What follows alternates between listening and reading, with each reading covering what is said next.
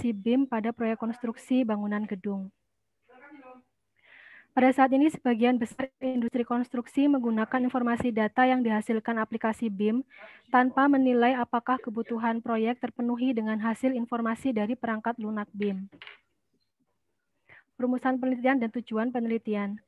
Rumusan penelitian, apakah implementasi BIM pada proyek konstruksi bangunan gedung dinilai efektif? Seberapa besar efektivitas implementasi BIM pada proyek konstruksi bangunan gedung? Tujuan penelitian yang pertama, untuk mendeskripsikan, menganalisa, dan menginterpretasikan efektivitas implementasi BIM pada proyek konstruksi bangunan gedung. Yang kedua, menilai efektivitas implementasi BIM pada proyek konstruksi bangunan gedung. Ruang lingkup dan batasan penelitian. Penelitian dilakukan pada proyek konstruksi di Indonesia yang sudah menerapkan aplikasi Bu Vera, BIM bisa di slideshow untuk saja, Bu Vera. Di slideshow. Slideshow, baik, Bapak. Ya.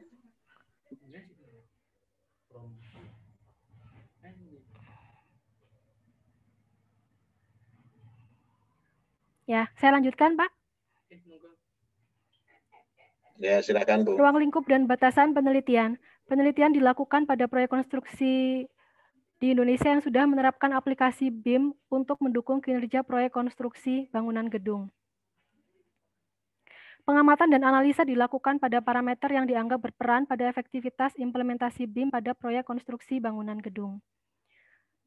Novelty, literatur terdahulu tentang penilaian efektivitas implementasi BIM pada proyek konstruksi bangunan gedung telah dilakukan di berbagai negara dengan sumber data, metode analisis, pendekatan, dan hasil yang berbeda. Pada penelitian tesis ini, lokasi penelitian dilakukan di Indonesia dengan sumber data literatur dan kuesioner, metode analisis dengan analisis peringkat dan uji one-way ANOVA, pendekatan dengan 6 variabel kriteria sukses dengan hasil menilai efektivitas implementasi BIM pada proyek konstruksi bangunan gedung. Flowchart penelitian. Hasil survei data dilakukan uji validitas. Apabila ternyata didapatkan data yang tidak valid, maka data tersebut tidak digunakan lagi pada uji yang selanjutnya. Data yang valid dilakukan uji reliabilitas. Apabila keseluruhan data dinyatakan reliabel, dilanjutkan lagi dengan analisis data, yaitu analisis peringkat dan uji one-way ANOVA Kruskal-Wallis. Tahapan selanjutnya adalah pembahasan hasil penelitian dan kesimpulan dan saran. Sumber data terdiri dari studi literatur terdahulu, di mana pendekatan penilaian efektivitas implementasi BIM pada proyek konstruksi bangunan gedung dilakukan dengan 6 variabel. Variabel yang pertama adalah X1 organisasi dengan 50 indikator, X2 aplikasi dengan 26 indikator, X3 peralatan dengan 12 indikator, X4 tim proyek dengan 11 indikator, proses dengan 20 indikator, dan X6 model bisnis dengan 4 indikator. Sumber data yang selanjutnya adalah kuesioner dan survei data dari 42 orang responden yang terdiri dari kontraktor, perencana, dan manajemen konstruksi. Media survei yang digunakan adalah dengan Google Form. Karakteristik responden berdasarkan organisasi responden, 54% adalah kontraktor, 27% adalah perencana, dan 19% adalah supervisi atau manajemen konstruksi. Berdasarkan aplikasi yang digunakan oleh responden, 49% adalah 2 dimensi sampai dengan 3 dimensi BIM, 27% adalah 4 dimensi BIM, 21% 6 dimensi sampai dengan N dimensi BIM, dan 3% adalah 5 dimensi BIM. Berdasarkan jumlah proyek yang menggunakan BIM dalam 1 tahun, 84% adalah kurang dari 5 proyek yang menggunakan BIM dalam 1 tahun. 16 proyek adalah 6 sampai dengan 10 proyek yang menggunakan BIM dalam 1 tahun. Berdasarkan jumlah staf yang menggunakan BIM, 92% adalah kurang dari 5 staf yang menggunakan BIM. 5% 11 sampai dengan 15 staf yang menggunakan BIM, dan 3% adalah 6 sampai dengan 10 staf yang menggunakan BIM. Uji instrumen dilakukan dengan 2 tahapan. Yang pertama adalah uji validitas, di mana digunakan untuk mengetahui kevalidan dari kuesioner yang digunakan sebagai sumber data. Dari 6 variabel, terdapat 123 indikator, di mana dilakukan uji validitas, 114 indikator dinyatakan valid, dan 9 indikator dinyatakan tidak valid. Indikator yang tidak valid tidak digunakan lagi dalam uji selanjutnya. Uji instrumen yang selanjutnya adalah uji reliabilitas untuk mengetahui apakah kuesioner atau angket reliabel atau konsisten. di mana ketentuan yang digunakan adalah Cronbach alpha lebih besar dari 0,60, maka kuesioner atau angket reliable atau konsisten. Cronbach alpha kurang dari 0,60, maka kuesioner atau angket tidak reliable atau tidak konsisten. Uji reliabilitas dari 6 variabel didapatkan nilai Cronbach alpha lebih besar dari 0,60, maka kuesioner atau angket reliable atau konsisten. Pengolahan data yang pertama adalah dengan analisis peringkat. Uji statistik deskriptif dilakukan untuk mendapatkan nilai rata-rata atau mean dan standar deviasi dari setiap indikator yang digunakan untuk penentuan peringkat. Penentuan peringkat didasarkan pada nilai mean atau rata-rata yang tertinggi. Apabila didapatkan nilai rata-rata atau mean yang sama, maka penentuan peringkat tertinggi adalah didasarkan pada standar deviasi yang terendah. Penentuan peringkat juga didasarkan pada peringkat dalam variabel dan peringkat dari keseluruhan 6 variabel. Peringkat dalam variabel organisasi yang tertinggi adalah indikator X1.5, manfaat yang dirasakan dari BIM. Peringkat tertinggi dari variabel aplikasi adalah indikator X2.5, BIM memudahkan koordinasi dalam proyek konstruksi. Peringkat tertinggi dalam variabel peralatan adalah indikator X3.1. Untuk dapat mengaplikasikan BIM, hardware harus memiliki spesifikasi khusus. Peringkat yang tertinggi dari variabel tim proyek adalah indikator X4.5, keterlibatan awal tim proyek yaitu pemilik, manajer, arsitek, insinyur, kontraktor, subkontraktor untuk mendukung proyek BIM. Peringkat yang tertinggi dalam variabel proses adalah indikator X5.18. BIM memudahkan pertukaran data, pertukaran informasi, referensi informasi untuk perkiraan bentuk bangunan pada tahap rencana desain. Peringkat yang tertinggi dari variabel model bisnis adalah indikator X6.1. BIM memudahkan metode pengiriman data proyek, yaitu design build, dan construction management. Pengolahan data yang selanjutnya adalah uji one way ANOVA. Sebelum dilakukan uji one way ANOVA, dilakukan uji normalitas dengan ketentuan. Jika nilai sin lebih besar dari 0,05, maka data berdistribusi normal. Jika nilai sin kurang dari 0,05, maka data tidak berdistribusi normal. Hasil uji normalitas dari 6 variabel, terdapat 3 variabel yang tidak berdistribusi normal, yaitu organisasi, aplikasi, dan proses. Tahapan selanjutnya adalah uji one-way ANOVA Kruskal-Wallis. Uji one-way ANOVA Kruskal-Wallis digunakan apabila syarat normalitas data tidak terpenuhi, atau data yang akan diuji ada yang tidak berdistribusi normal. Dasar keputusan uji one-way ANOVA Kruskal-Wallis adalah jika nilai asumsi lebih besar dari 0,05, maka tidak ada perbedaan antara nilai efektivitas implementasi BIM di antara 6 variabel. Jika nilai asumsi kurang dari 0,05, maka ada perbedaan nilai efektivitas implementasi BIM di antara 6 variabel. Berdasarkan hasil uji Kruskal-Wallis dari 6 variabel, didapatkan nilai asumsi 0,00. Dengan demikian, terdapat perbedaan nilai efektivitas implementasi BIM di antara 6 variabel. Untuk mengetahui nilai perbedaan efektivitas implementasi BIM, dilihat dari hasil analisa deskriptif uji one-way ANOVA Kruskal-Wallis dengan memperhatikan nilai min. Nilai min yang didapatkan kemudian dilakukan uji peringkat. Peringkat pertama adalah variabel peralatan, peringkat kedua trim proyek, peringkat ketiga proses, peringkat keempat aplikasi, peringkat kelima organisasi, dan peringkat keenam adalah model bisnis. Berdasarkan hasil uji peringkat yang dilakukan, didapatkan bahwa variabel organisasi peringkat tertinggi menyatakan responden menilai implementasi BIM memberi manfaat bagi organisasi proyek konstruksi bangunan gedung. Peringkat tertinggi dari variabel aplikasi menyatakan responden menilai implementasi BIM memberi kemudahan dalam melakukan koordinasi proyek konstruksi bangunan gedung. Peringkat tertinggi dari variabel peralatan menyatakan responden menilai implementasi BIM memerlukan dukungan hardware atau hardware yang memiliki spek khusus agar dapat mengaplikasikan software BIM. Peringkat tertinggi dari variabel tim proyek menyatakan responden menilai implementasi BIM memerlukan keterlibatan awal tim proyek yaitu pemilik, manajer, arsitek, insinyur, kontraktor, dan subkontraktor untuk mendukung proyek BIM. Peringkat tertinggi dari variabel proses menyatakan responden menilai bahwa implementasi BIM memudahkan pertukaran data, pertukaran informasi, referensi informasi untuk perkiraan bentuk bangunan pada tahap rencana desain. Peringkat tertinggi dari variabel model bisnis menyatakan responden menilai implementasi BIM memudahkan metode pengiriman data proyek desain build, dan construction management.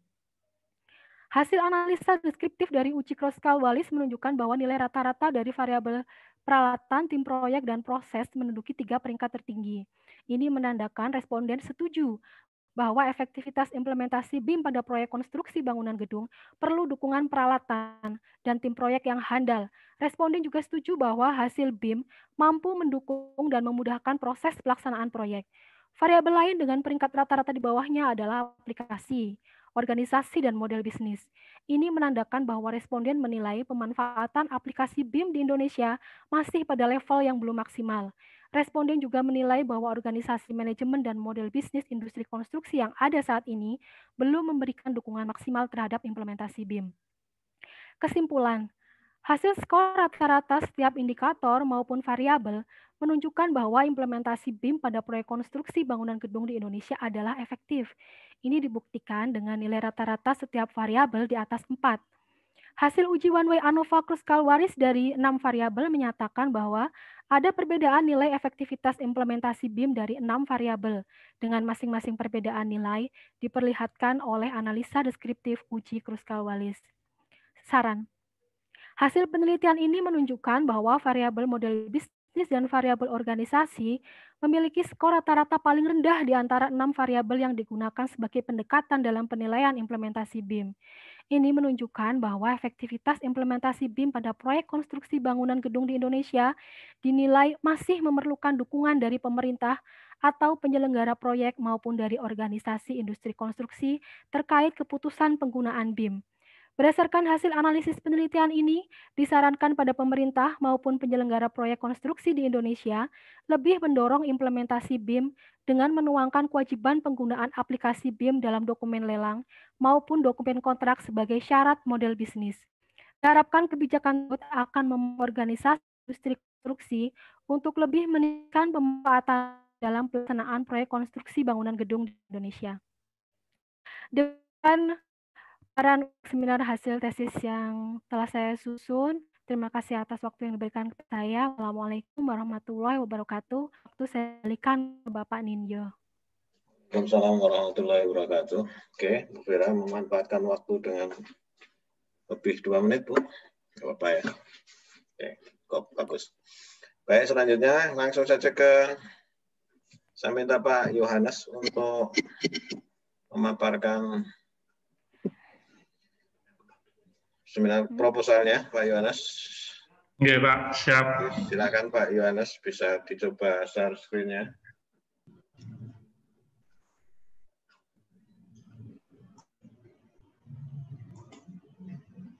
Oke, silakan Pak Yohanes, disampaikan maksimum 15 menit.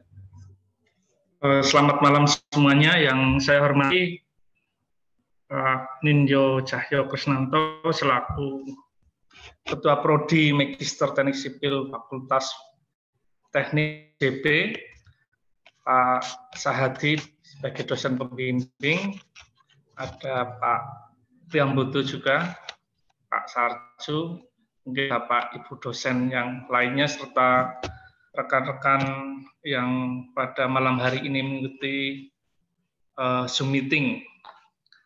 Baik, untuk proposal tesis kami dengan judul efisiensi pengadaan material untuk meminimalisasi limbah konstruksi menggunakan pemodelan persamaan struktural atau structural equation modeling. Latar belakangnya dalam penelitian ini bertujuan dalam mengeksplorasi dan menegaskan strategi untuk meminimalisasi limbah konstruksi melalui proses pengadaan bahan material yang efisien limbah dalam kegiatan konstruksi. Karena pada penelitian sebelum hanya terkonsentrasi pada tahap desain dan konstruksi, sementara kemungkinan pengurangan limbah konstruksi melalui proses pengadaan bahan diabaikan secara luas.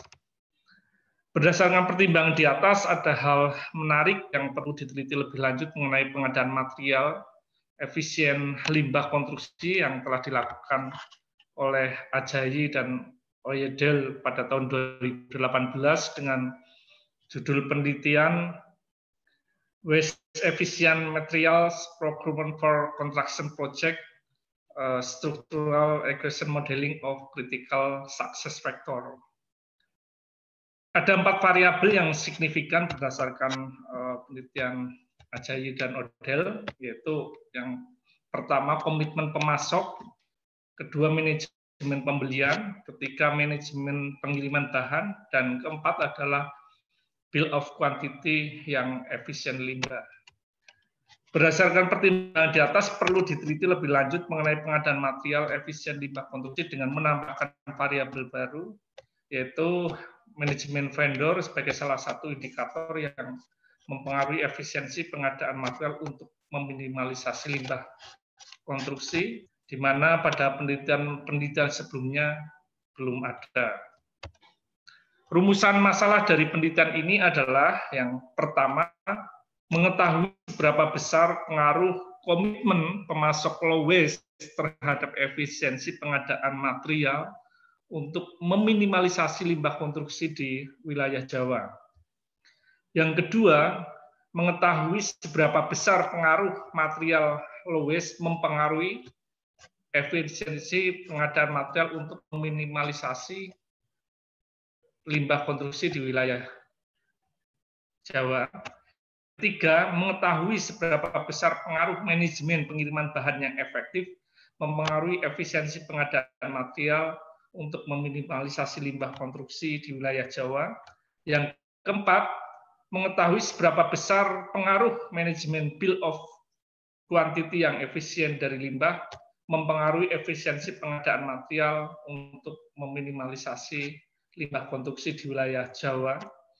Dan yang terakhir, yang kelima adalah mengetahui seberapa besar pengaruh manajemen vendor mempengaruhi efisiensi pengadaan material untuk meminimalisasi limbah konstruksi di wilayah Jawa. Tujuan dari penelitian ini adalah mengetahui pengaruh komitmen pemasok low waste, material low waste, pembelian material low waste, manajemen pengiriman yang bahan yang efektif, bill of quantity yang efisien dari limbah, manajemen vendor terhadap efisiensi pengadaan material untuk meminimalisasi limbah konstruksi. Tujuan yang kedua adalah mengetahui hubungan dan keterkaitan antara variabel yang dominan berpengaruh terhadap efisiensi pengadaan material untuk meminimalisasi limbah konstruksi. Tinjauan pustaka atau roadmap penelitian kami tampil dari 2015 Ajayi dan judul penelitian Waste Effective the Construction Understanding the Impediment and Requisites for Improvement. 2018 juga Ajayi dan Oyedel melakukan penelitian kembali dengan judul Waste Efficient Material Procurement for Construction Project, a Structural Equation Modeling of Critical Success. Pada tahun 2019, Ding et al. Dengan judul Conceptual Framework for Renovation Waste Management based on Renovation Waste Generation Rates in Residential Building. Dan 2020 Kabirivan Construction and Demolition Waste Management Contributing Factor coupled with reuse and recycle strategies for effective waste management or review. Penelitian yang sekarang kami lakukan adalah dengan judul efisiensi pengadaan material untuk meminimalisasi limbah konstruksi menggunakan pemodelan persamaan struktural atau structural equation modeling dengan lokasi berada di wilayah Jawa.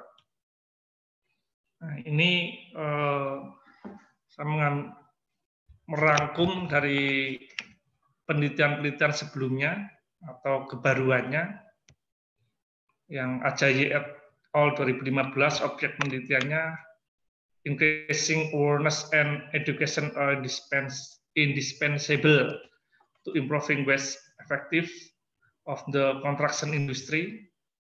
Sumber datanya, participants are from various design and construction firms ranging from small and medium to large organizations. All the participant activity involved in project coordination and management of design and construction process. Lokasinya di United Kingdom, Inggris. Metodenya menggunakan site waste management planning. Fitur seleksi yang ada di sana was at design stage, whole life was consideration, compliance of waste management solution with BIM, cheaper cost of waste management practice, increased stringency of waste management legislation. Yang kemudian 2018 Ajayi Odell melakukan penelitian tadi dengan judul Waste Efficient Material Program for Construction Project, a Structural Equation Modeling of Critical Success. Objek penelitiannya menggunakan participant using the list of top 100 atau 100 United Kingdom construction firm and directories of design and construction related professional. Sumber datanya, each of the discussion was between 75 and 90 min, and the discussion were recorded for the ease of transcription and analysis. The focus group discussion content-driven thematic analysis was performed.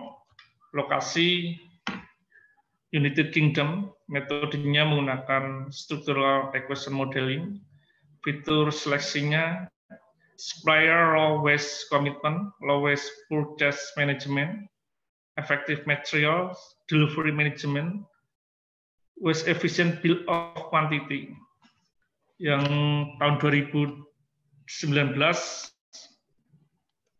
dengan judul Ding et al. Dengan judul Conceptual Framework for Renovation Waste Management based on Renovation Waste Generation Rates in Residential Building. Objek penelitiannya renovation waste in developing a waste management framework based on the RWGRS. Sumber datanya, research study selected 5 high-rise building with reinforced concrete structure and represented different renovation stage when the empirical data were collected. Lokasinya berada di Changsha, China. Metodenya menggunakan RWGRS atau Renovation Waste Generation Rate. Fitur seleksinya research by sampling project. Yang tahun 2020 KB River dengan judul Construction and Demolition Waste Management Contributing Factor coupled with reduce, reuse, and recycle strategies for effective waste management. Objek penelitiannya, this research build a strong and systematic foundation for C&DW management studies by identification and classification of contributing factor in effective C&DW management. Sumber datanya, for this purpose, effective construction and demolition waste management as keyword in article titles, abstract and keyword in research among article and review paper from 2009 to December 2019 in both Scopus and Web of Science database. Lokasi berada di Hong Kong Polytechnic University. Metodenya menggunakan effective of C&DW management. Fitur seleksi Scopus, Web of Science, PubMed, and Google Scholar. Penelitian yang saat ini kami lakukan dengan judul pengadaan efisiensi pengadaan material untuk meminimalisasi limbah konstruksi menggunakan permodelan persamaan struktur atau struktur acquisition modeling objek. Penelitiannya perusahaan kontraktor, sumber datanya pihak-pihak yang memiliki peran dalam meminimalisasi limbah konstruksi, ada ahli arsitek, ahli struktur, site manager, logistik, dan kontraktor. Lokasinya berada di Jawa, metodenya permodelan persamaan struktur SEM. Fitur seleksi atau variabelnya komitmen pemasok low waste, manajemen pembelian low waste, manajemen pengiriman low waste, bill of quantity yang efisien dari limbah, dan yang terakhir manajemen vendor. Nah, ini rangkuman review penelitian terdahulu. Agak dipercepat saja, Pak.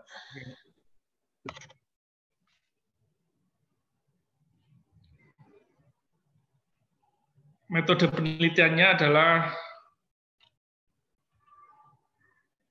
nah, ini kami ada 5 variabel, X1 yaitu komitmen pemasok low waste, yang X2 manajemen pembelian material waste, X3 manajemen pengiriman bahan yang efektif, X4 bill of quantity yang efisien dari limbah, X5 manajemen vendor atau perusahaan yang menyediakan pengadaan barang atau jasa. Variabel dependen penelitian ini adalah efisiensi pengadaan material untuk meminimalisasi limbah konstruksi. Flowchart penelitiannya adalah dengan mengidentifikasi rumusan masalah, kajian teori penelitian, penyusunan kerangka secara teoritis, bisa juga dengan pengukuran variabel dengan kuesioner, baru nanti menentukan sampel dan koreksi data, dilanjutkan dengan estimasi model, uji kesesuaian model. Kalau hasil uji tidak sesuai, kembali lagi dibuatkan model, terus estimasi model. Nanti kalau selesai atau sesuai, maka bisa baru didapatkan hasil uji, dan yang terakhir kesimpulan dan pembahasan. Metode penelitiannya, perencanaan, pengumpulan data, pengolahan data, analisis pembahasan, dan penulisan laporan.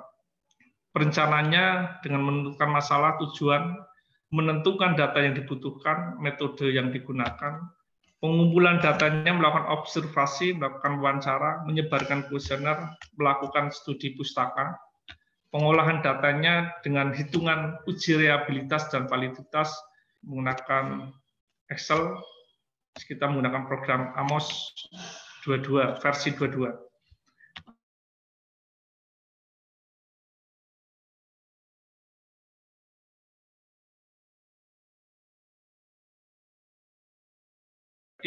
AGFI, RMSCA, TLI, dan CFI. Yang terakhir, setelah menganalisis data, dilakukan hasil penelitian dengan nanti dipresentasikan. Jadwal penelitian, ya sebenarnya ini sudah kami siapkan dari awal. Ya, targetnya November karena ada pandemi jadi agak mundur. Itu saja yang dapat saya sampaikan, kurang lebihnya mohon maaf, dan mungkin kalau nanti ada pertanyaan, syukur kami bisa menjawabnya. Terima kasih Pak Nindyo. Oke, terima kasih teman-teman Pak Yohanes. Semoga di stop share screen-nya.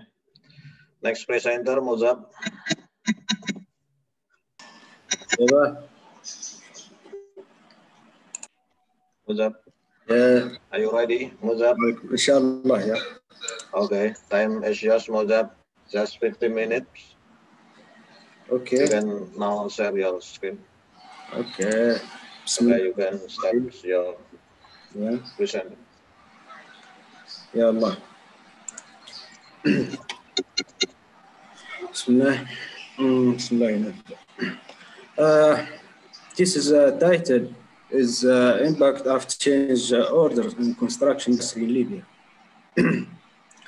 Abstract change order usually involve to increase in project costs and execution time, which creates a conflict between project parties that may lead to litigation. The aim of this research is to study the effect of change orders on project performance in Libya and their role in increasing project cost and implementation period. To take proactive steps to control or reduce modification and change orders during construction. Objective, identify the main cases of change order in the construction sector in Libya. Number two, determine the potential effects on the budget and implementation cycle of change requirements. Number three, review current practice of change orders management in construction companies in Libya. Finally, number four, develop ways of change management. Reasons of to choose this subject. Must contractors strive to optimize the best contractors with minimal tension, lowest price, and time gap during the life cycle of construction project in Libya? How to control and minimize the negative effects of change orders and their implementation, cost overruns, and completion time is one of the key difficulties facing buyers, contractors, and other stakeholders working on construction projects. Identifying the key factors leading to change orders and researching their effect on the budget and the period of delivery would be important. Statement of the problem. There's a need to review the key cases of change orders to increase the construction sector performance in Libya and define a clear strategy that explains and possible control system which would lead to their construction. Likely removal and improvement in construction projects. A study conducted in 2017 showed that 54 projects out of 104 have exceeded the implementation period, which represents 52% of the projects, Zuhair and King. Challenge facing the construction industry in Libya were mentioned, including slow decision-making, lack of skilled manpower, and the most important of them, the change orders, such as changing specifications, Mr. Shibub and others. Some other reasons, such as design errors, quantities, and inconsistency were mentioned in the subcontracts tables.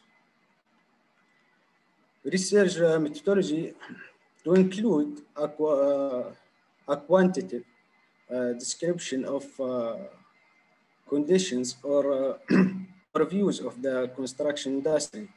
Quantitative research methodology, survey design, would be embraced to studying the target sample for easy of interaction. As both a result, a questionnaire would be designed to obtain data from the target groups. Number two, the questionnaire will be tested before starting the process of data collection. Finally, number three, the information generated would be analyzed using the statistical analysis system, SPSS.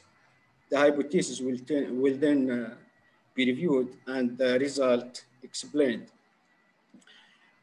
The scope and limits of the research Number one study will be focused only on the population living in the city of Tripoli, Libya. The study survey will be limited to contracting firms in Tripoli defined as average and second class with a valid registration at the Libyan Contractors Union, LCU, and highly qualified customers and consultants. I'm sorry. Number three, this study will be limited to construction project personnel over the last 5 years. Okay, thank you, Baya.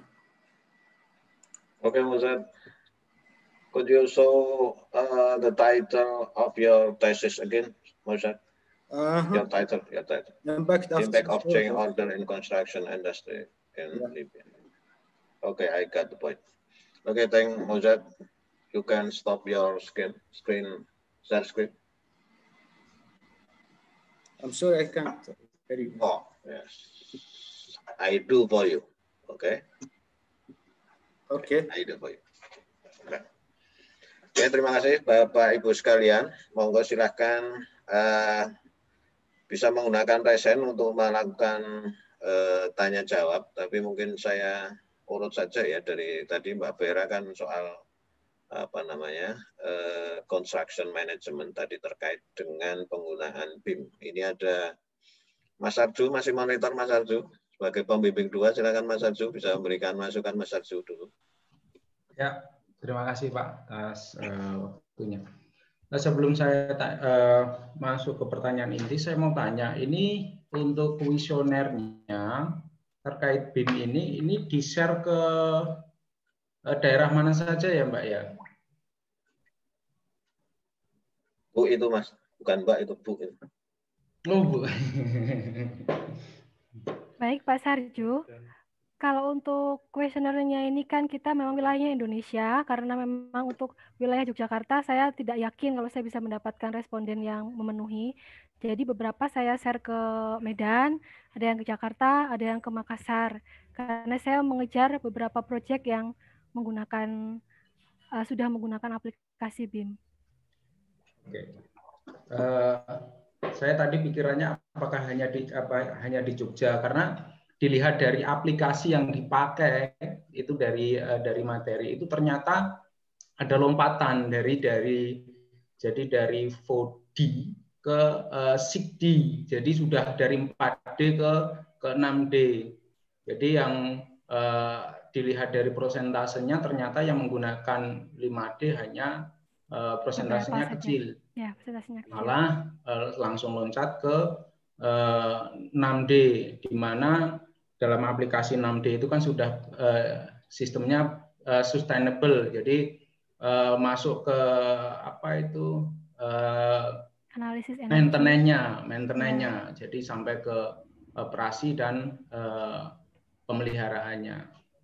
Oke. Berapa responden Ibu Dwi Vera jadinya berapa responden?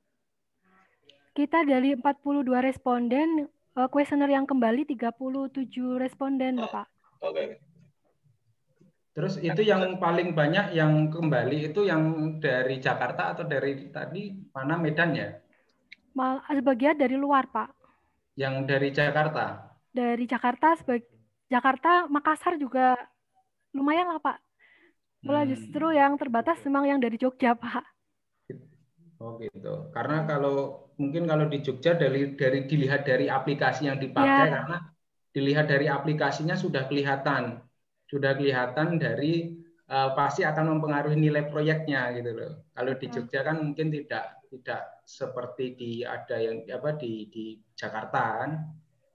Itu yang jadi pertanyaan saya. Jadi dilihat dari aplikasinya itu terus itu disebar di daerah mana. Oke, ini itu sudah terjawab. Terus itu cukup untuk Bu Vera. Terus saya mau tanya ke Pak Yohanes sekalian ya Pak ya. Oke. Pak Yohanes, apa perbedaan penelitian Bapak dengan kalau misalnya judulnya itu dengan lean construction. Nah, karena kalau dilihat dari judulnya itu kan efisiensi mengurangi limbah dari pengadaan material ya. Padahal di situ kalau kita misalnya langsung lebih luas lagi kan bisa ke lean-nya. Jadi mengurangi tidak hanya limbah dari material tetapi juga mengurangi aktivitas-aktivitas yang mempengaruhi pemborosan terhadap proyek itu sendiri. Oke, kalau lean construction mungkin hubungannya lebih kepada bagaimana tentang pemborosan. Memang kita membuat penelitian ini berdasarkan penelitian sebelumnya. Jadi kalau ini difokuskan bagaimana kita bisa meminimalis limbah konstruksi yang terjadi di lapangan. Jadi dari variabel-variabel itu kan tentunya yang terjadi di lapangan biasanya tidak hanya kita menyoroti lebih kepada akibat limbah yang ditimbulkan. Jadi limbah yang ditimbulkan itu. Mungkin gitu Pak Sarju. Jadi kalau lean construction kan lebih kepada biasanya kepada pemborosan, maka dia harus dilakukan penghematan. Nah, kita dengan lean construction itu bedanya kita di materialnya, lebih di materialnya. Kalau lean construction kan mungkin ada tadi dari tahap desainnya, dari tahap pelaksanaannya. Nah, kita secara spesifik lebih kepada pengadaan materialnya, dari dampak pengadaan material yang ditimbulkan. Ya. Okay. Jadi istilahnya lebih dikhususkan ya lean construction terus diambil hanya ke materialnya saja. Ya, pengadaan materialnya, betul. Oke, itu Pak cukup dari saya Pak. Terima kasih. Oke, matur nuwun Mas Sarju. Mungkin selanjutnya saya beri kesempatan ke Pak Sadi dulu selaku pembimbing Pak Yohanes. Pak Swadi, monitor Pak Sadi. Monggo bisa di-unmute Pak Sadi.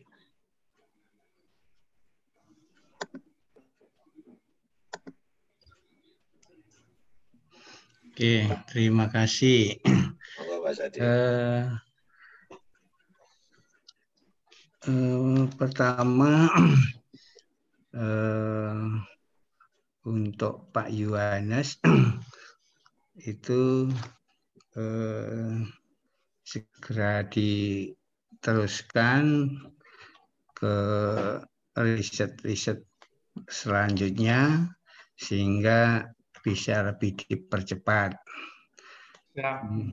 Ya, kemudian Bu Vera juga demikian karena sudah hasil Bu Vera ya hasil juga segera diperbaiki dan maju ke ujian tesis. Bu Vera, ujian tesis selanjutnya. Baik Pak Sadi. Kalau Pak Moses, Pak siapa? Moses ya? Moses, ya. Your research Indibia, ya, Moses, Indibia. Okay, your research is good. Your research topic is good, and then slide Y, lanjutkan lebih semangat, spirit sehingga dipercepat. Oke, terima kasih Pak. Oke, matur nuwun Pak Sadi. Selanjutnya saya beri kesempatan dulu ke teman-teman dosen Menkon ini ya. Ada Pak Pri, ada ya Pak Pri dulu, monggo Pak Pri.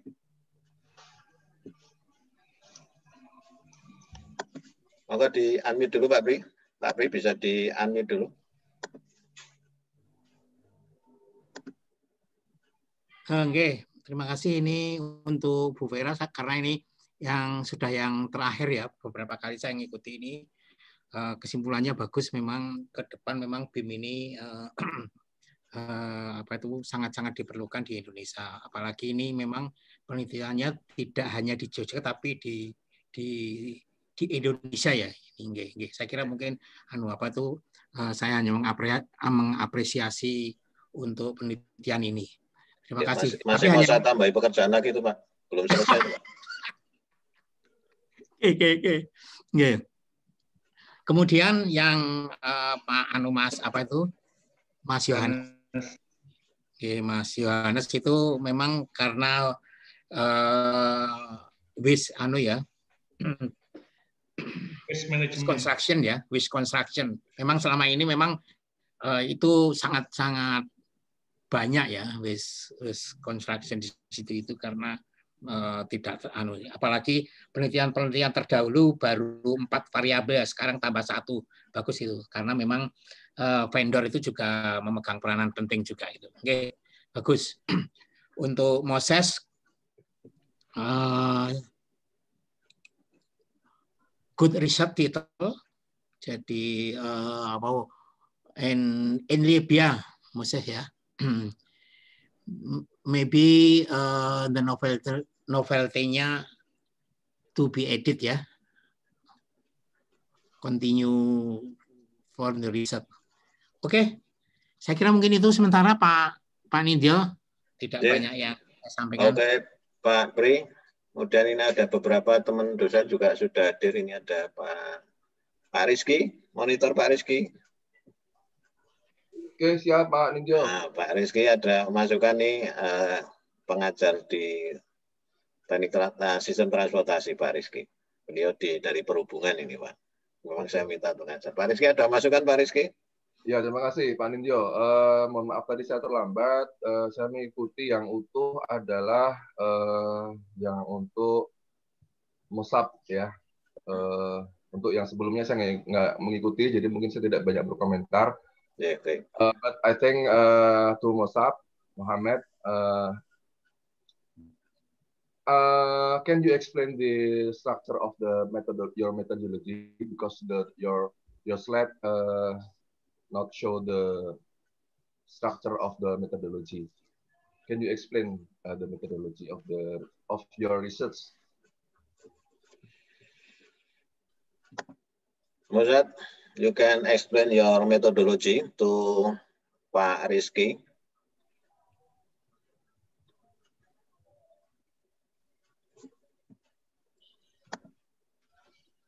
You can unmute your mic.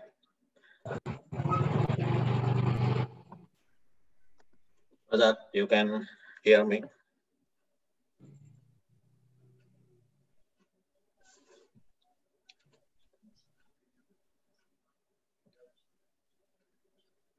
I think you have to explain your methodology with flowcharts, yeah?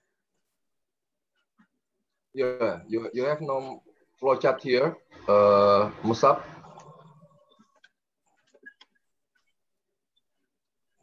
Yes, I think you can explain this research methodology. You can explain point per point.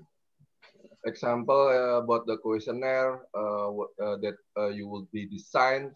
What kind of questionnaire? What is the question of this questionnaire? You can explain that? Tapi ini mungkin Pak Rizky saya sampaikan dulu. Mozart itu kan dia sedang cuma menyampaikan rencana judul. Jadi belum sampai ke proposal sebenarnya. Oh, baru rencana judulnya? Ya, rencana judul. Ya. Oh, belum masuk ke proposal ya? Ya, belum masuk proposal. Oh, ya, oke.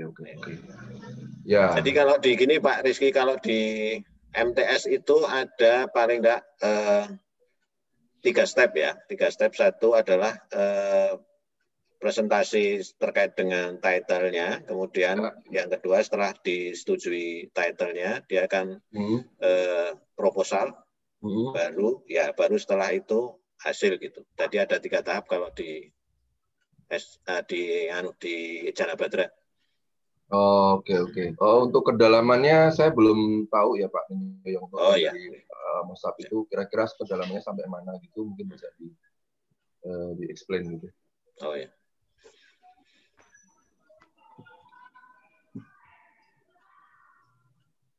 Ya, mungkin kalau belum bisa can you explain that, Mosap? Can you hear my voice?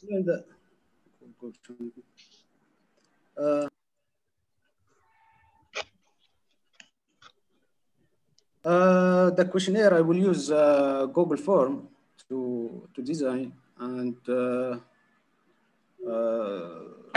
question will be to collect the data, and the question will be a closed way, and then I will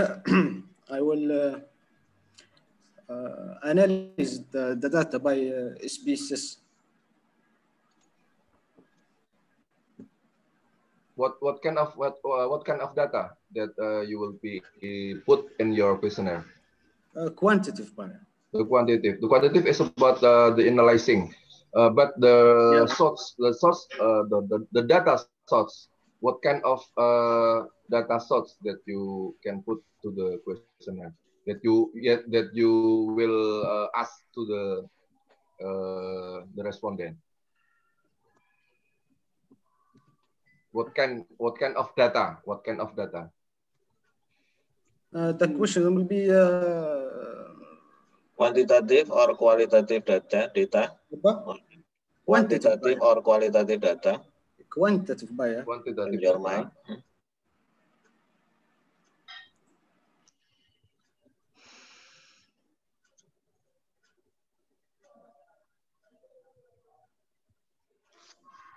Jadi kayaknya dia itu Pak, saya juga nggak paham, nanti mungkin teman-teman di Menkon itu juga bisa menjelaskan.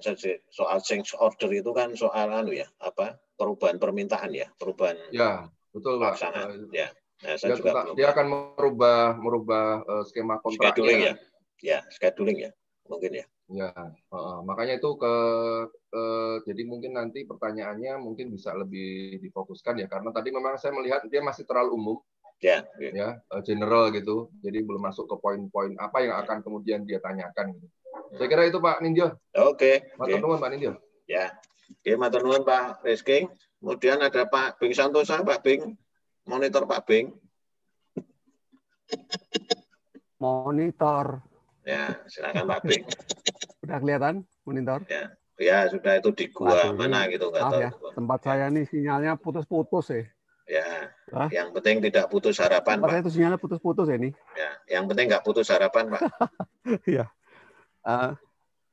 Oke. Oh, harus semangat terus. Tadi saya memang yang belakang saya tidak bisa dengar karena sinyal di internet saya ini putus dari Mas Mosa. Saya nggak tahu sama sekali nih isinya apa. Mungkin dari yang pertama dulu, Mbak siapa? Mbak Bu Devi. Vera. Bu Vera. Waduh, salah. Iya Bu Vera, tadi saya pernah dengar apa regulasi penggunaan BIM untuk tender proyek ya, betul ya Bu Vera? Ada usulan seperti itu? Iya Pak. Itu diteliti nggak pada waktu penelitian ini diteliti nggak? Karena kalau ada BIM untuk tender proyek konstruksi, mungkin kontraktor kecil yang mungkin dananya cukup nggak bisa ikut karena mungkin kan perlu yang jelas komputernya itu setahu saya harus i9, i7 16 mega itu baru pas-pasan ini. Ini keluh kesah atau pertanyaan ini Pak Bing? Ya, ini pertanyaan juga diteliti nggak ini? Nah, seperti itu kan pasti nanti akan ada protes dari kontraktor yang kecil. Ini diteliti nggak masalah ini? Tinjau nggak artinya kesimpulan tadi saya lihat kesimpulannya baik semua. Iya, kalau BIM jelas baik semua karena itu memang program yang handal kok, saling ngeling gitu ya. Nah, itu gimana? Diteliti nggak? Saat, baik Pak Bing, kemarin mohon izin untuk menjawab. Ya.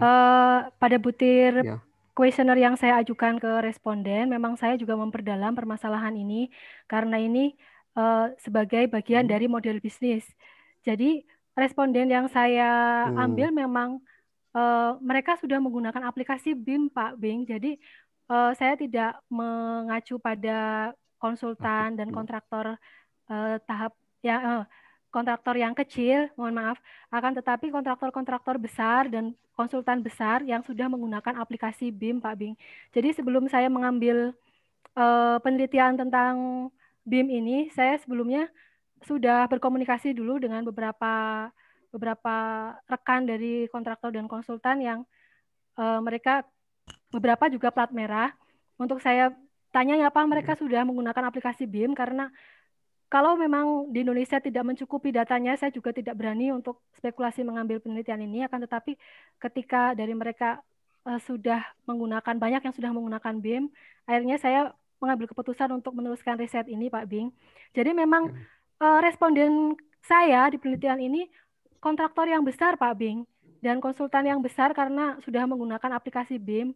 Bisa dibayangkan bagaimana harga sewa untuk softwarenya saja sudah lumayan ya Pak Bing. Mungkin untuk kontraktor dan konsultan kecil yang mungkin Pak Yohanes, mohon maaf Pak Yohanes mungkin lebih tahu ya Pak Yohanes, SPK-nya berapa Pak Yohanes, sehingga kalau menggunakan software BIM mungkin tidak bisa terpenuhi.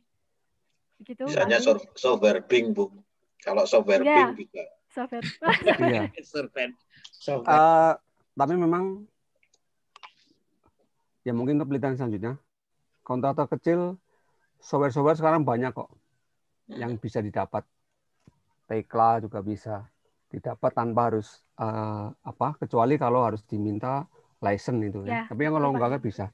Cuma kalau pemerintah kadang biasanya menggunakan Glodon itu loh. Tapi kalau kontraktor biasanya gunakan Revit sama Revit biasanya.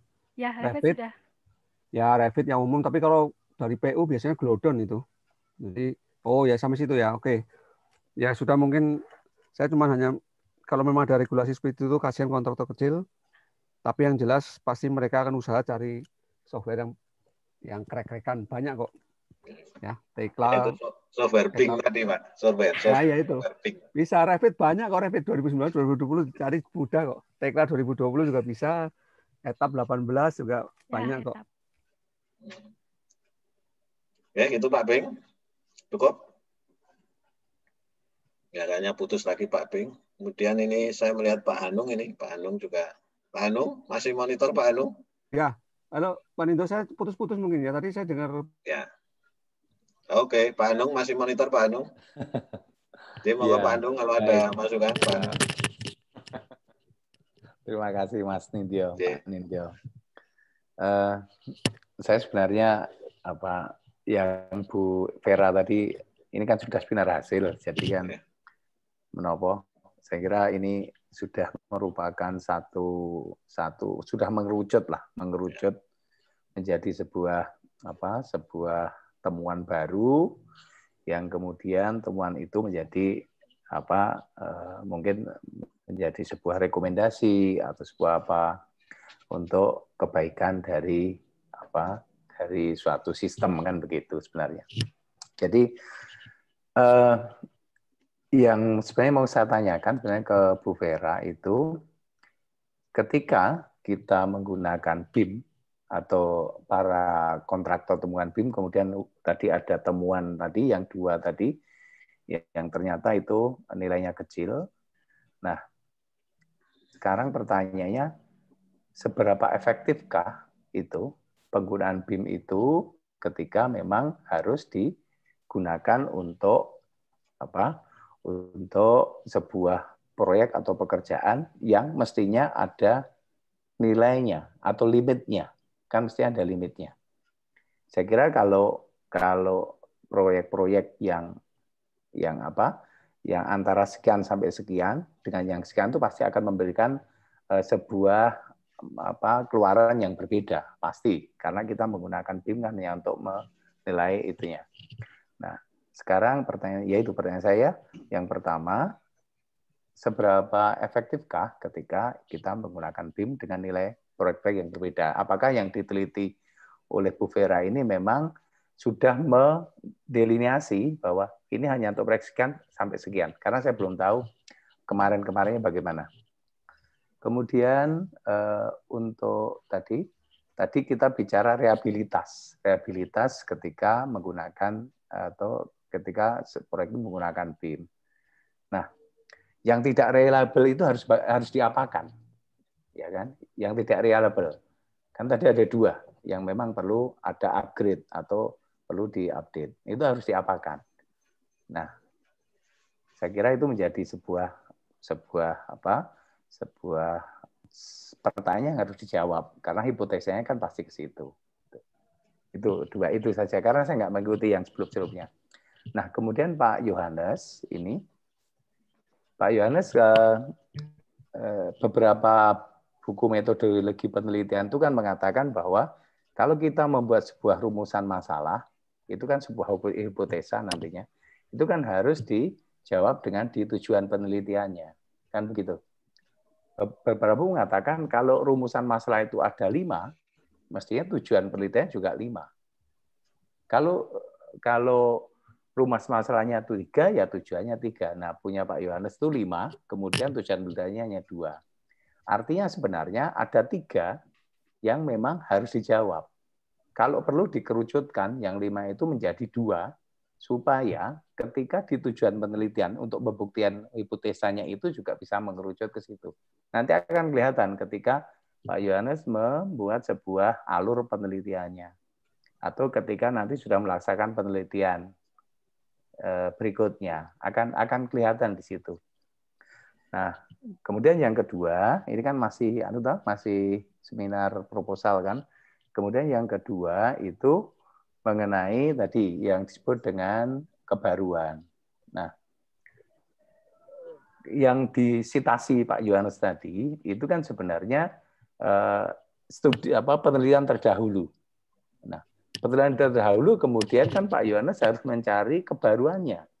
Artinya penelitian saya itu harus berbeda dengan yang penelitian terdahulu kan itu. Jadi, nah di dalam sitasi ketika penelitian terdahulu mestinya ada hal yang memang harus ditekankan dengan sistem ini atau dengan hasil ini apa yang berbeda dari yang pengen saya teliti di situ. Jadi monggo Pak itu dipersani lagi, dilihat lagi.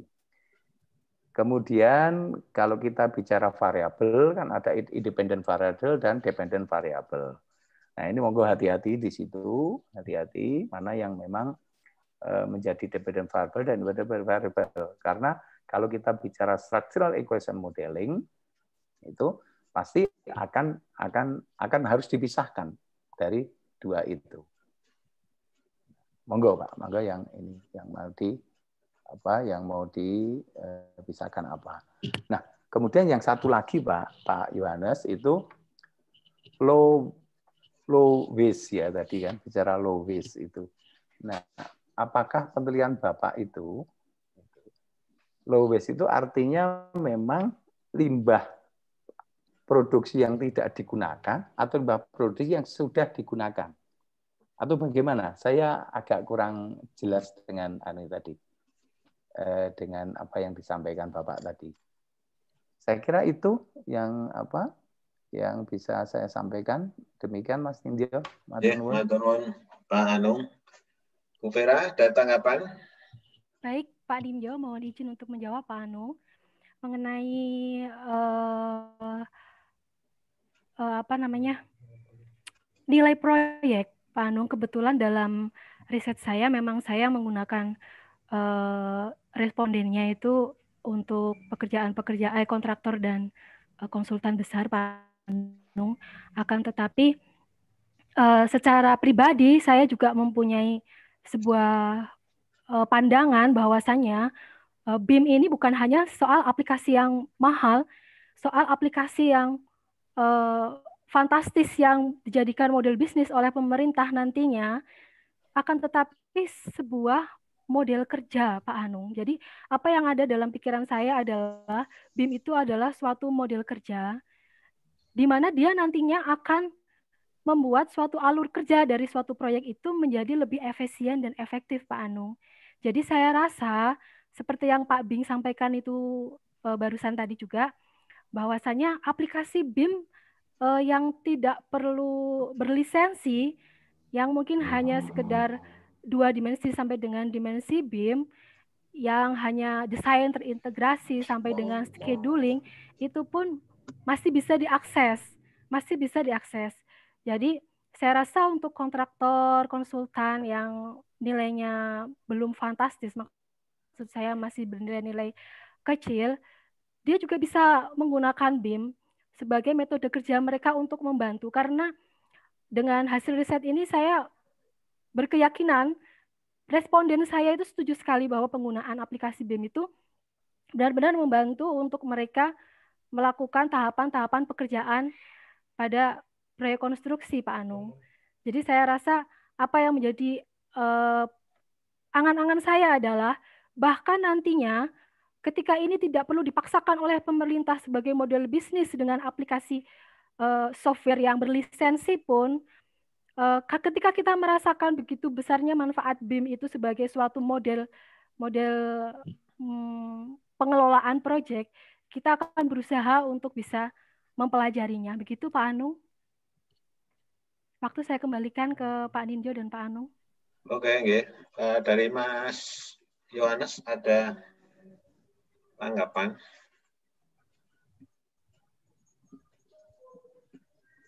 Di unmute dulu Pak Yohanes. Unmute dulu. Ya, terima kasih masukannya Pak Hanu. Terkait rumusan masalah dan tujuan nanti saya akan minta bimbingan dengan dosen pembimbing. Tapi harapannya dari 5 rumusan masalah itu nanti menjadi tujuan kita juga sesuai dengan saran Bapak. Yang kedua yang terkait dengan tadi material ini sudah digunakan atau belum. Kita baru sebatas pengadaan material, Pak. Jadi belum digunakan. Makanya ada tadi komitmen pemasoknya seperti apa, terus apa manajemen pembeliannya seperti apa. Jangan-jangan ngitungnya kelebihan dan sebagainya sehingga terjadi pemborosan itu menjadi waste atau sampah. Jadi baru pengadaan material, Pak. Jadi material itu sebelum digunakan supaya efisien di lapangan seperti apa, tidak menjadi limbah konstruksi yang berlebihan. Makanya di situ kami batasi low waste atau minimal sampah atau limbah. Itu Pak. Matur nuwun. Oke, nggih Pak Yohanes. Nggih, kayaknya kemudian saya akan memberi kesempatan alumni ini, Pak Iswanto. Nah, mahasiswa nggak perlu mahasiswa, nanti mahasiswa satu aja. Alumni ya, teman. Ini kesempatan untuk alumni dulu. Ya, alumni baru ini, Pak Iswanto. Selamat ya, Pak Iswanto. Matur nuwun Pak Nindyo dan teman-teman semua. Saya mau komentari punyanya Pak Yohanes. Saya sepikiran dengan Pak Sarju tadi. Artinya sepintas kalau kita lihat judulnya, itu mesti image pertamanya larinya ke land construction. Ya. Tapi setelah saya lihat tadi di literatur yang menjadi referensinya, ternyata menyebutkan waste juga gitu. Nah, tapi kalau kita lihat di land construction itu yang menjadi latar belakang pemikirannya itu kan sebetulnya waste juga, waste A, waste B, waste C dan seterusnya sehingga muncullah konsep land construction. Nah, usul saya mungkin Pak Yohanes, mungkin tidak merubah isi, tapi mungkin kalimat judul atau apa perlu sedikit dimodifikasi. Karena kalau dalam dunia konstruksi kita, apa yang dibahas oleh Pak Yohanes itu lebih ke seperti improvement. Kalau kita bicara waste, mengartikan itu sebagai limbah, tadi kok ada misalnya dalam urusan apa delivery materialnya, transportnya, itu kalau di waste kok rasanya kok kurang gitu loh, kurang pas gitu. Mungkin hanya sedikit aja menyambungkan antara isi dengan judulnya Pak Yohanes. Mungkin itu saja. Terima kasih. Oke, matur nuwun Pak Iswanto. Pak Yohanes. Masukan dari alumni perlu dipertimbangkan Pak Yohanes. Siap. Oke, untuk mahasiswa saya beri satu kesempatan mahasiswa sebelum nanti saya menutup acara. Kalau ada yang mau menyampaikan dari mahasiswa, bisa raise hand. Atau biasanya kalau antar mahasiswa itu biasanya sudah sudah kong kali kong itu nggak boleh bertanya gitu ya, kalau antar mahasiswa gitu. Saya boleh bertanya nggak Pak Nindya? Ya, silakan. Ya, oke. Ya, Bu Vera, ya kemarin meskipun saya sudah ikut juga mengisi responden, cuma mungkin perlu tegaskan kembali karena tadi menarik sekali sampai 7 dimensi gitu ya. Sementara kita mungkin kebanyakan yang daerah itu baru 3 dimensi ataupun mungkin 4 dimensi, 5 dimensi lah. Nah, mungkin aplikasi-aplikasi apa yang saat ini, karena presentasinya kan kita nggak tahu. Yang paling banyak menggunakan itu tadi seperti masukannya Pak Bing itu ada Revit, atau mungkin jangan-jangan banyak yang menggunakan Google SketchUp berapa, atau mungkin Archicad berapa gitu. Jadi ke BIM-nya, Building Information Management-nya, khususnya di Indonesia itu seberapa banyak sih yang baru menggunakan aplikasinya. Jadi tadi kan hanya baru samar ya, sekitar 7 dimensinya atau 4 dimensinya berapa persen. Tapi aplikasinya sendiri, rekanan teman-teman itu yang banyak menggunakan itu apa, mungkin dikasih tahu bocorannya atau itu aja Bu Vera, mungkin matur nuwun. Baik, oke. Pak. Ya, silakan Bu Vera. Baik Pak Yohanes, selesai Pak menjawab.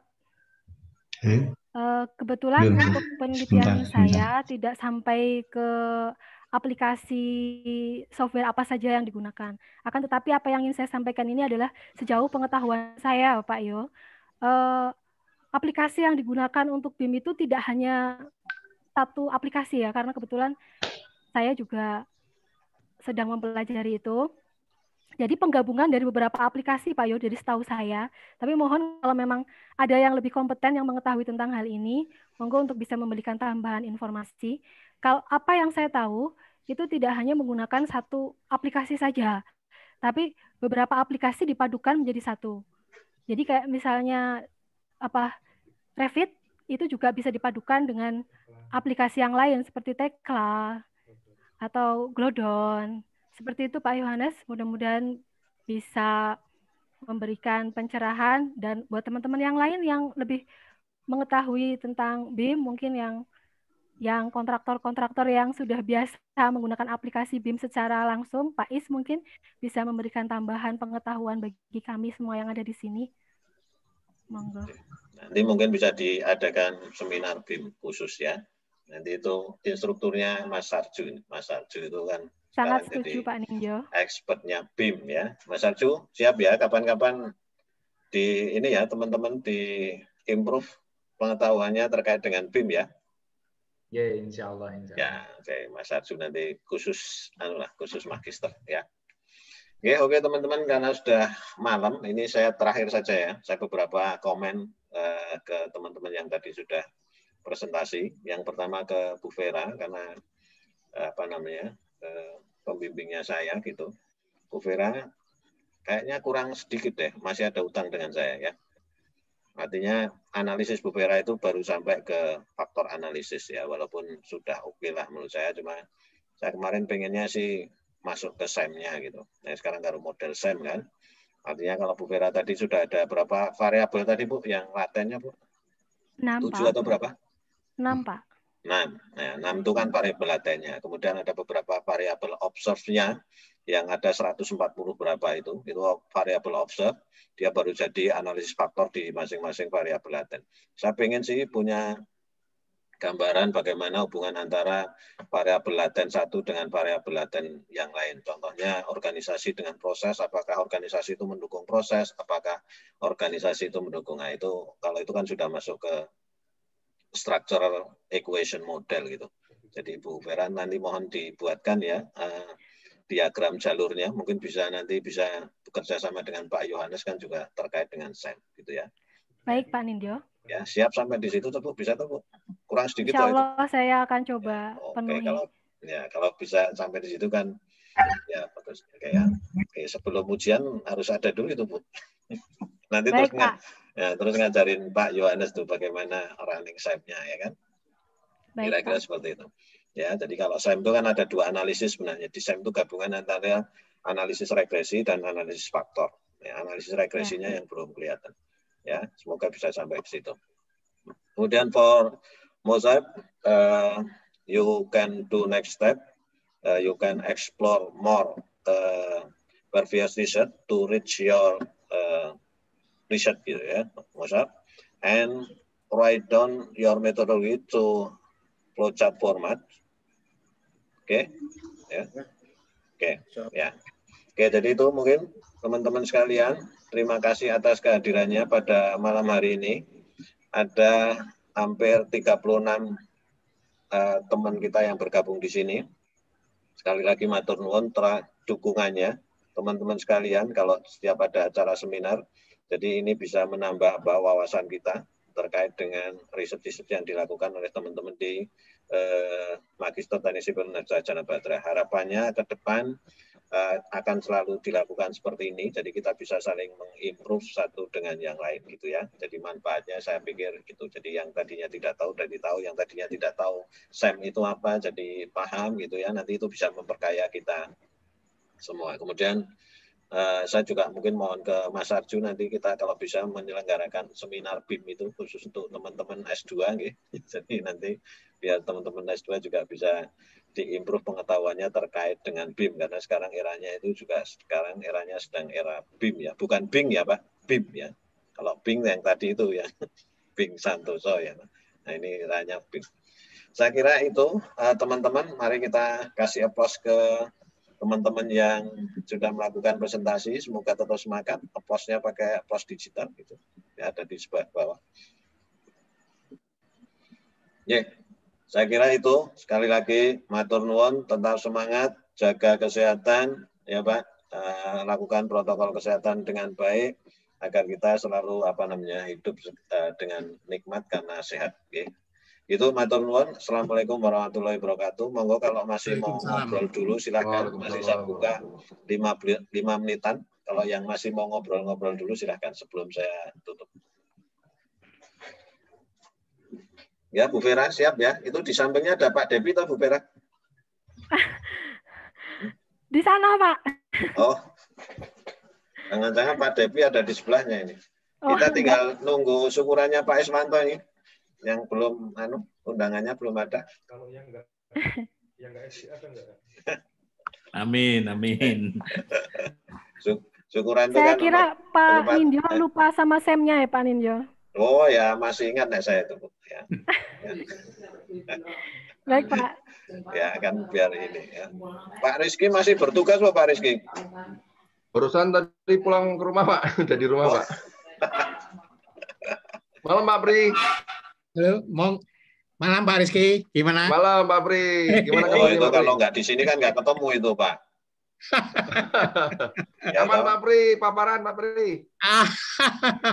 Saya Selasa masih ke Jakarta Pak Rizky. Oke, saya buat Kamis ya Pak. Ini masih saya masih ke Jakarta, paparan Jakarta ya selesai.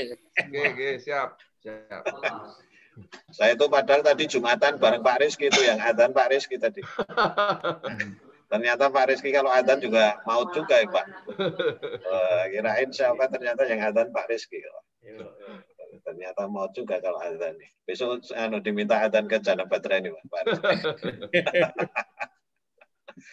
Ya teman-teman yang lain juga semangat. Pak Giarto, mana Pak Giarto?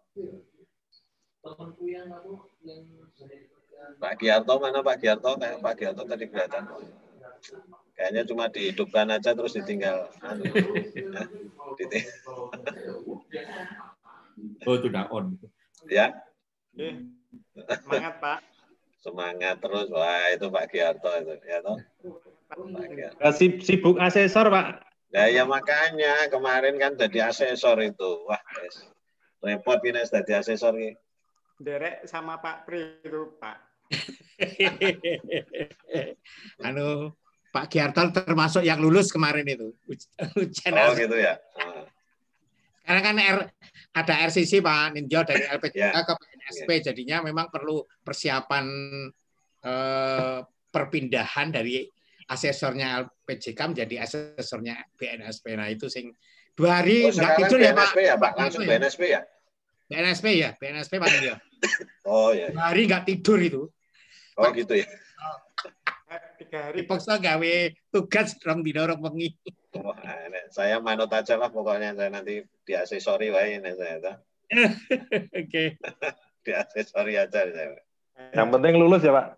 Yang penting lulus Pak. Lulus itu ada. Tapi yang lulus kuwi sing memakan waktu nggak tidur. Yang itu penting HPJI-nya itu loh Pak. Untuk Pak Rizky juga ada itu HPJI-nya, gimana itu HPJI? Ya, saya nggak pernah diundang ke HPJI sama Pak Apri ya. Oh, gitu ya. Saya kesusuan ya Pak. Kalau MTI itu gimana toh? MTI masih jalan Pak, masih. Tapi ya jarang ketemu juga ya Pak. Kemarin kena COVID itu loh Pak. Karena gini loh, MTI itu kan jembatannya ke IS Pak, ya toh ke internasional. Ya. Malah bukan HPJI jembatannya. Iya, karena MTI itu kerangkul semuanya Pak. Ya. Jadi saya aktifnya pas Pak Ketuanya Pak Cep itu Pak. Nah, setelah era Pak Cep itu kemudian agak sepi Pak. Agak berat ya. Iya. Anu sendiri itu. Ketua MTI-nya. Sekarang yang lagi itu Intakindo ya Pak. Yang lagi jaya itu Intakindo. Intakindo ya. Ya iya. Pak Rudi. Pak Giarto itu. Ya, Pak Giarto. Pak Depi itu ya toh Intakindo ini. Pak. Ya, lagi jos ini. Ya. Pak. Demi jakon. Pak, bendaranya soalnya Pak Sugi Pak. Jadi penganggaran itu mudah, kalau saya yang minta pagi tanda tangan gitu langsung cair Pak. Saya yang agak melempem itu hati itu juga melempem Pak. Hati dari dulu Pak Nindyo. Ya melempem. Ya karena semuanya diurusi pusat Pak. Jadi yang daerah itu mumet. Nah itu. Pak Dewi, fotonya mana ini, kameranya kok nggak hidup ini? Ini kamera saya mati Pak Sugi. Ini nunggu pencairan termin dari tempatnya Pak Sugi ini. Itu cuma duduk di bawahnya Bu Vera itu. Di sebelahnya. Iya, cuma di sebelahnya itu. Kalau di sebelahnya kelihatan Pak, sepertinya di bawahnya itu. Iya, makanya cuma duduk sila di bawahnya itu. Demi seminar loh Pak, saya dari Gunung Kidul tadi sebelum maghrib sampai sini jam 7 Pak. Ya harus kasih semangat. Ya, kan? yang lain juga harusnya memang Pak Devi Chan pinter, Pak Devi pinter. Harusnya yang lain itu juga ngajak istrinya untuk kuliah di MTS gitu. Jadinya semangat ya Pak ya. Jadi semangat. Nggak tahu jadi semangat atau jadi malah nggak semangat ya. Jadi konangan yang di ya bisa itu. Ya, oh lah ya. Dipantau terus. Kita yang lain nggak mau dipantau, kita jadi nggak mau dia. Saya sudah ngajak lagi loh Pak, satu itu masuk baru. Siapa Pak? Mas Akbar itu. Oh. Jadi karena kalau Pak Devi itu maksudnya gini ya toh, Bu Vera mesti keras ancamannya di rumah gitu. Aku nek ora sekolah ning MTS aku lho gitu dia. Ancamannya keras ya. Ini sudah ngancam lagi Pak, minta sekolah gitu lagi nih Pak. Oh hanya itu, ancamannya keras. Kita nih konsekuensinya rada medeni tadi. Hati-hati loh Pak, nek udah gitu itu demam sekolah itu udah loh itu. Oke. Tinggal sponsornya nanti Pak Nindyo. Ya itu Pak saya nyandu. Masuk sekolah itu nyandu itu. Apalagi nanti kalau berhasil nulis masuk paper jurnal gitu, itu nyandu lagi tuh. Ya nggak apa-apa Bu, kalau mau sekolah lagi nanti terus ngajar di Magister Jana Badra. Ya.